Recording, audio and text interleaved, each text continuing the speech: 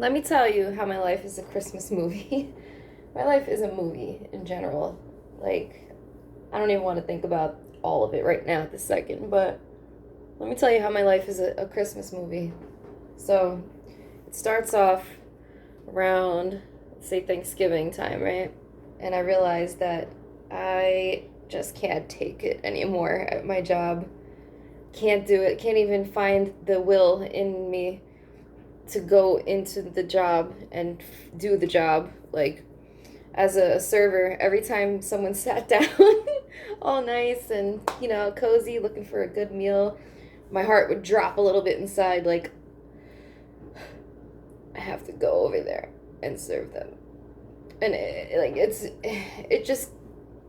was more so the BS apart from the actual serving. Like, that does get monotonous too at some point. You kind of, depending where what your restaurant is located, you can get a crowd that is generally ungrateful. Hate to say that, and it's not everyone. It's not even most, but it's a good chunk. It's a good chunk. And but the BS behind the serving itself, like just things that started to go south with the corporation because of COVID, and it was just, I just couldn't do it anymore. So I got an opportunity to go to the post office, and I was told at the original interview that it was going to be a seasonal job, and that it was flexible, part time, and 6 weeks long, ending December 31st.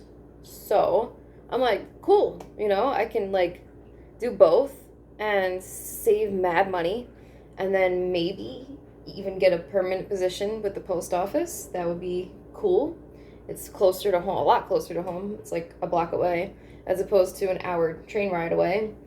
And so I took a risk, and I gave my job such little notice after 3.5 years almost of being there, like 3+ years. I gave my job just about a week, maybe less in retrospect, but I felt like I was being guided to do this, so I just had to do it.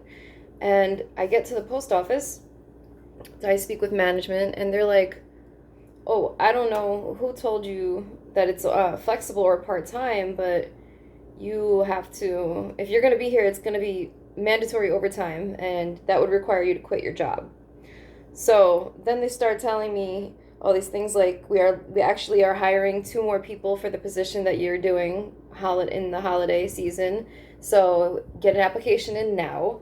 And like without telling me that they're going to give me a job, they were basically telling me what steps to follow to land a full-time position in this location. So I'm like, great, this is beautiful. This is aligning perfectly how I wanted it to and how I saw it would be. So, backtrack. I had surgery in March, like 8, 9 months ago, on my wrist, my elbow, and my palm. And I had stopped collecting unemployment at that time because I was getting temporary disability. I was out of work for like 6 weeks or something. And so my unemployment stopped. The pandemic unemployment that I was receiving stopped.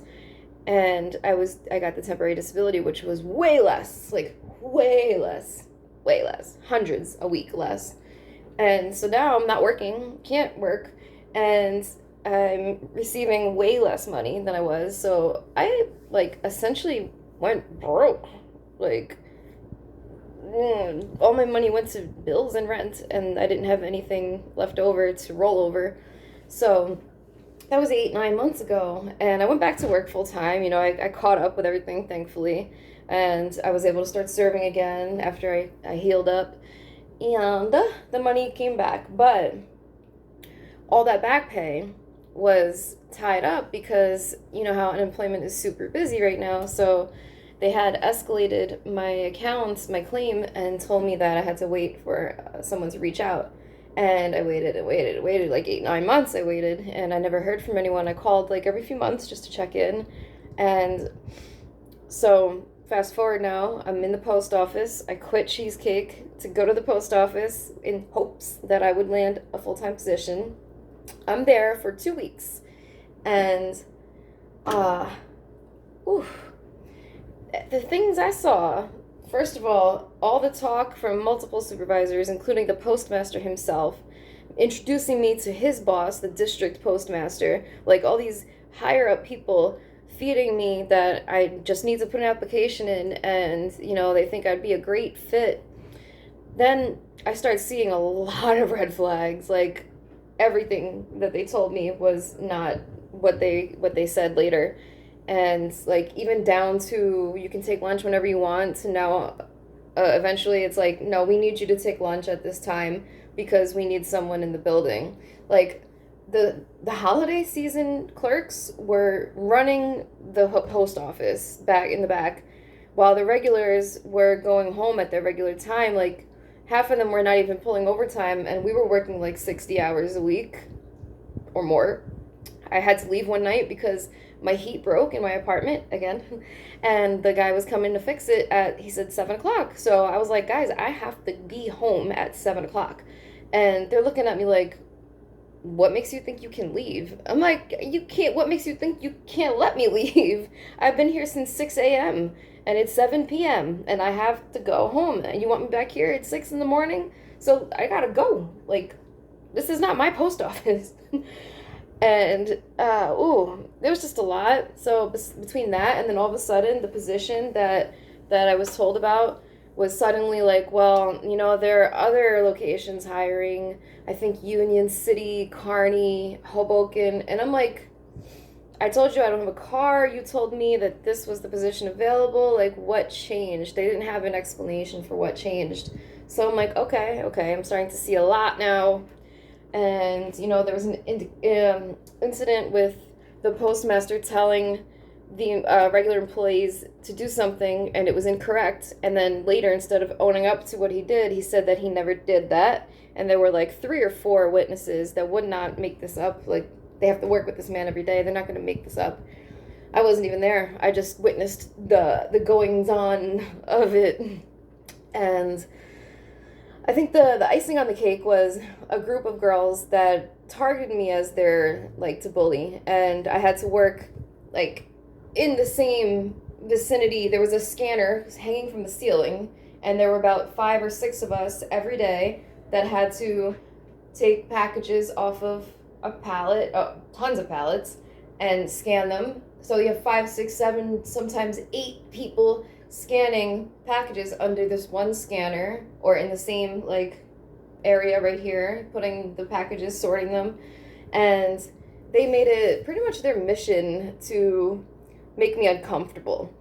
And I actually didn't even notice it at first because I was so in la la land about starting a new job and getting out of my old job and like new life, who dis. And I was so on a high from that I didn't even see it at first. And then I guess other employees there that have experienced it, like this older lady that was there, and then this other woman that's been there for 33 years, they both came to me, and I'm just like, they're basically saying, oh, just ignore it, and I'm thinking like, ignore what? I didn't even know what they were talking about at first. So then it forced me, my toast is ready, it forced me to like pay attention to see what they were talking about, because I'm like, all right, if this is gonna be my work environment for this length of time or for more, then I'm gonna have to like play into the politics to a point so that I can see what goes on and how to interact. You have to learn how to interact with people, especially if you work with them. So I start noticing, I'm like, and then I start listening, because usually I just have my headphones and I'm like, hey, what's up? Yeah, how you doing? Just doing my thing. But now I'm like listening, and I'm realizing that I'm the focus of their conversation every single day, all day, basically. And I'm right there. Like, I'm right here.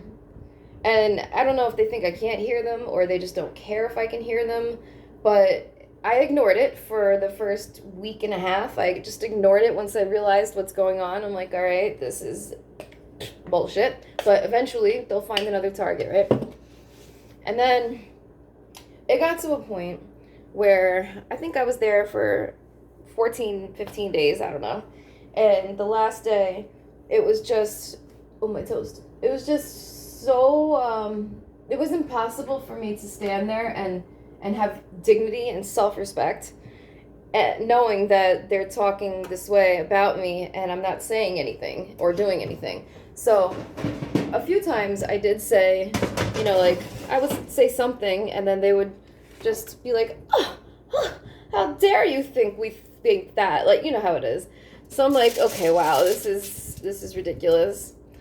And then eventually it's just like I don't have to put up with this. First of all the other red flags I saw, and now all of a sudden the job itself is not becoming available to me, and I'm just realizing like I don't even want to be here another second.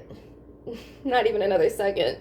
So I went to the supervisor, and well, he came to me and he told me to like, separate. He wanted to separate us, and I'm like, they're your regular employees. They've worked here for years. It's not like you don't know what's going on. And instead of me having to separate myself, I am just going to remove myself from the situation entirely. And he's like, yeah, but this is your money. Like don't mess with your money. Don't let people mess with you to the point where it affects your money. And I get that. I totally respect that. But I just thought about it and I'm like, I really don't want to work in this. I don't want to work here if I have to work in these conditions and be expected to just ignore it. And like now you're aware. I don't know if he was aware before, but now he is aware. And I'm just like, I don't have to do this another day, and I'm leaving. And I walked out at 8 o'clock in the morning after I came in at 7. And I said, I don't know if I'm coming back. I don't know if you'll have me back, but call me if anything. I never got a call from him. I never got a call from the postmaster. Nobody. So I'm like, whatever. Move on. And then I found out, I got an email that my seasonal position ended on the 17th anyway. So it was not until the 31st, like they originally said. And I quit my job for this. So that's a risk I wanted to take anyway, because back to the unemployment thing, I had no idea that this was going to happen this way, but they contacted me from unemployment while I was at the post office during that 2-week period.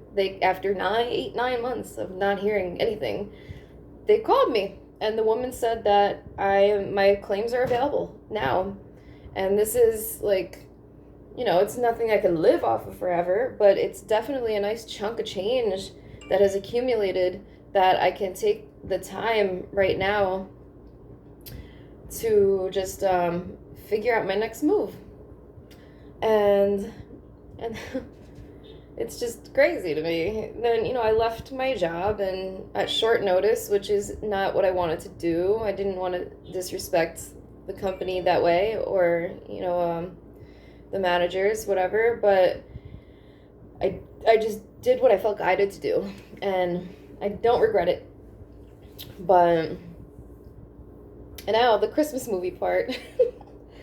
So I got this beautiful man that I met in Puerto Rico who wants me to fly out to Puerto Rico. And I'm really, really thinking, like, at this time, why not? Why not? Like, just go there for the holidays? Oh no, that's so cheesy. But it feels like, I mean, I don't have a job holding me back. I have nothing holding me back right now.